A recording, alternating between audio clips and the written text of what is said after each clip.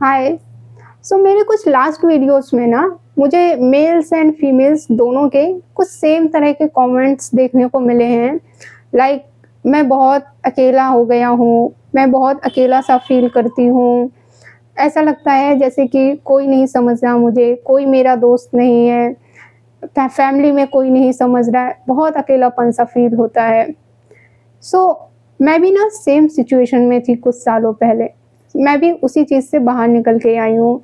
मैंने भी अकेलेपन को, डिप्रेशन को, एंग्ज़ायटी को बहुत अच्छे तरीके से लाइफ़ में फ़ील किया है और एक्सपीरियंस किया है। That's why I feel so proud of my self. अब ऐसा नहीं है कि मैंने ज़िंदगी में कुछ बहुत बड़ी चीज़ उखाड़ ली है या बहुत बड़ा अचीव कर लिया है कुछ, या मुझे बहुत ज़्यादा ज्ञान की प्राप्ति हो गई है, एक्सपीरियंस हो गया है। नहीं, ऐसा कुछ भी नहीं है। बट मैंने जिस मेंटल स्टेट से, जिस माइंडसेट से खुद को निकाला है, जिस गड्ढे से मैं खुद को निकाल के लाई हूँ, वो मुझे बहुत बड़ा अचीवमेंट वाला काम लगता है। That's why I feel so proud of my self कि मुझे ये लगता है कि मैंने कुछ तो बहुत अच्छा काम किया है खुद के लिए। अपने उसी एक्सपीरियंस के बेसिस पे मैं आपसे कुछ चीज़ें शेयर करूँगी। देखो, ये जो अकेलापन वाला टाइम होता है ना, जब हमें बहुत अकेलापन फ़ील होता है, मतलब ऐसा लगता है अंदर से हमें ऐसी फ़ीलिंग आती है कि हम किसी के लिए कोई मायने नहीं रखते हैं, कोई वैल्यू नहीं है दुनिया में हमारी। तो ये जो अकेलापन होता है, ये 2 चीज़ों से हमें फ़ील होता है। एक तो जब हमारे अंदर बहुत सारी चीज़ें भरी हुई हैं, जब बहुत सारी बातें हम किसी को नहीं बता पा रहे हैं, किसी से शेयर नहीं कर पा रहे, अपने इमोशंस एक्सप्रेस नहीं कर पा रहे हैं हम किसी से। दूसरा, हमें ये चाहिए होता है कि कोई हमें बताए, हमें गाइड करे कि हम अच्छा कर रहे हैं या बुरा कर रहे हैं, या हमें ये करना चाहिए, ऐसा करना चाहिए, वैसा करना चाहिए। ये 2 रीज़न्स होते हैं हमारे अकेलेपन के। अब इसके लिए सबसे पहली चीज़ आपको ये समझनी पड़ेगी कि देखो, लाइफ में ऐसा कभी नहीं होगा कि हमेशा कोई आपके लिए अवेलेबल रहेगा। किसी से आप अपने दिल की बात शेयर करोगे और वो आपको गाइड करेगा, क्या आपके लिए अच्छा है, क्या करना चाहिए आपको, क्या करना नहीं करना चाहिए। ये लाइफ में पॉसिबल नहीं है। कोई भी हो, ज़िंदगी भर आपके साथ नहीं रह सकता है। तो अब इस चीज़ के लिए ना सबसे पहले आपको अपने मूड को, अपने एनर्जी को शिफ्ट करने के टूल्स, रिसोर्सेज़ ढूँढने पड़ेंगे। जिनको हम एनर्जी शिफ्टर्स बोलते हैं। मतलब अपनी एनर्जी को शिफ्ट करने के टूल्स, तरीके। ये आपको खुद ढूँढना पड़ेगा। किसी से कोई गूगल पे सर्च नहीं करना है, ना यूट्यूब पे जाना है, ना किसी से पूछना है। ये आपको खुद पता करना पड़ेगा खुद से कि वो क्या हैं आपके एनर्जी शिफ्टर्स। मतलब कि आपको क्या चीज़ें खुश करती हैं, क्या करने से आपकी एनर्जी ठीक होगी, आपका मूड कैसे ठीक हो सकता है, आप खुद को एक सही नॉर्मल मेंटल स्टेट में कैसे ला सकते हो। देखो, अगर मैं अपना बताऊँ तो ऐसा नहीं है कि मेरी लाइफ में कभी कुछ गड़बड़ नहीं होता है या मैं हमेशा खुश रहती हूँ, मुझे चीज़ें बुरी नहीं लगती हैं, मैं दुखी नहीं होती हूँ।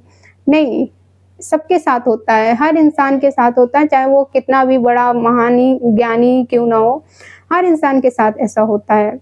लेकिन जब मैंने अपने साथ वो अकेलापन वाला टाइम खुद के साथ जब बहुत ज़्यादा स्पेंड किया ना, तो उससे मुझे ये पता चल गया कि मेरे एनर्जी शिफ्ट्स, मतलब कि मेरे जो मूड को खुश रखने के, अपने आप को खुश रखने के जो टूल्स हैं, वो क्या हैं।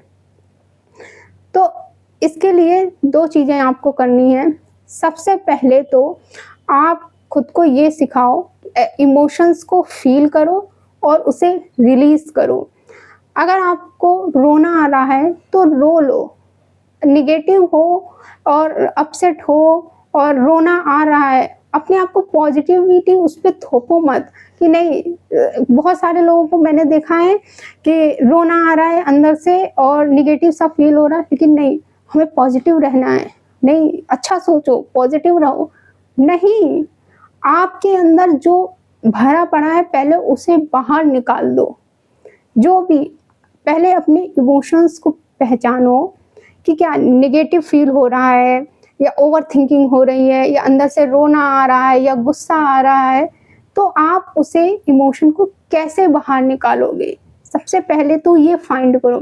अगर मैं अपना बताऊँ, देखो जैसे कि किसी चीज़ को लेकर मैं बहुत ज़्यादा परेशान हूँ, बहुत ज़्यादा मुझे ओवरथिंकिंग हो रही है, तो मैं क्या करती हूँ, मैं पेपर पे लिख लेती हूँ सारे कि मेरे माइंड में जो भी चीज़ें चल रही हैं, मैं उसे पेपर पे एज़ इट इज़ वैसा ही लिख देती हूँ। उससे मेरा माइंड शांत हो जाता है। देन अगर मुझे अंदर से रोना आ रहा है, तो मैं रो लेती हूँ। अगर मुझे किसी से बात करने का मन कर रहा, मतलब कि मैं किसी चीज़ को लेकर कन्फ्यूज़ हूँ, मेरे अंदर बहुत ज़्यादा असमंजस है कि मैं क्या करूँ? क्या करना चाहिए मुझे, क्या नहीं करना चाहिए? तो मैं क्या करती हूँ, मैं भगवान से बातें कर लेती हूँ। आप जिस भी भगवान को मानते हो, उनकी फ़ोटो लो या फिर उनकी मूर्ति लो, उनसे बात करो। अपने जो अंदर सारी जो आपके मन में जो भी बात आ रही है, उनसे बोल दो। इससे क्या होगा, आपका जो इमोशंस जो आपके अंदर थे, वो बाहर हो गए, सारे वेंट आउट हो गए।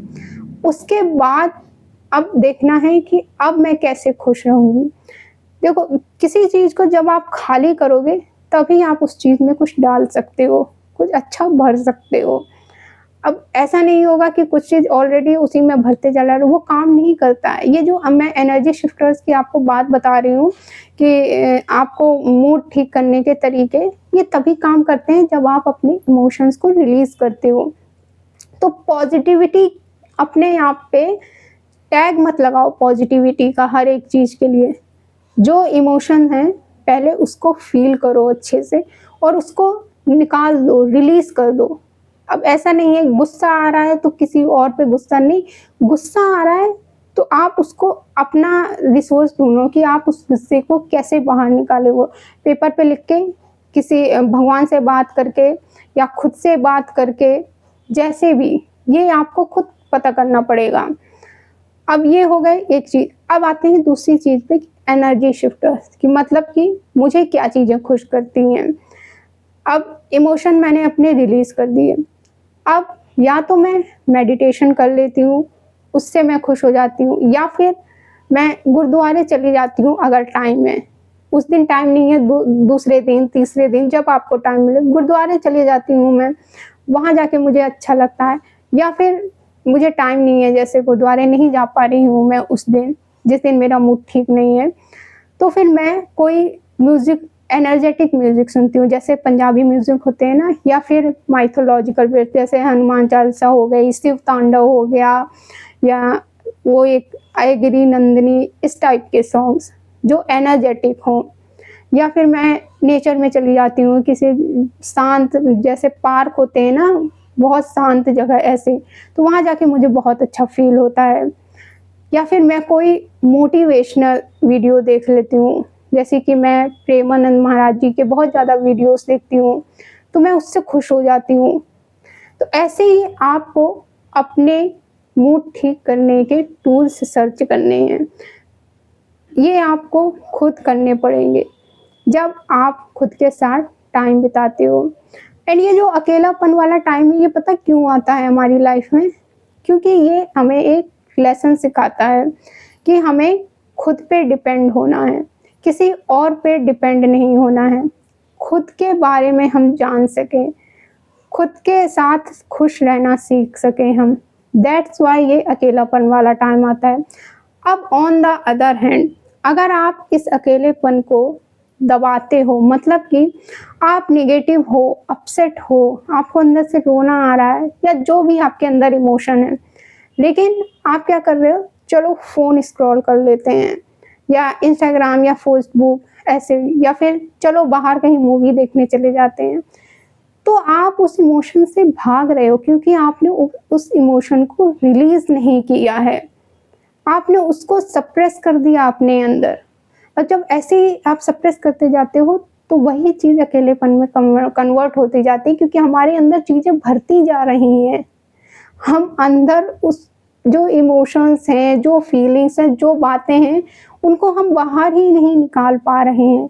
ये रीज़न होता है हमारे अकेलेपन का।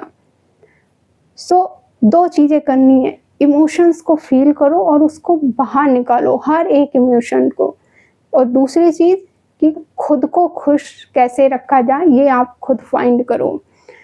जब आप अकेलेपन वाला टाइम है, इसको यूटिलाइज़ करना सीख जाते हो ना, ये जो आपके जैसे बहुत ज़्यादा दोस्त नहीं हैं, बहुत अकेलापन है या फिर जॉब भी नहीं कर रहे हो आप या एग्ज़ाम हो चुके हैं, क्या करें?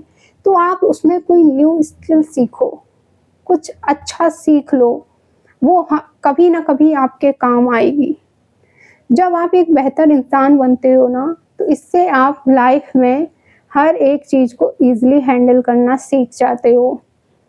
तो आपको ऐसा कंटेंट कंज़्यूम करना है, जिससे आपका जो माइंड है वो शांत रहे। जैसे बहुत सारे सोशल मीडिया का आप बहुत अच्छे के लिए भी यूज़ कर सकते हो। ऐसे मोटिवेशनल स्पीचेस सुनो, वीडियोज़ देखो या फिर पॉडकास्ट जो बहुत अच्छा आपकी लाइफ में वैल्यू ऐड कर रहे हैं।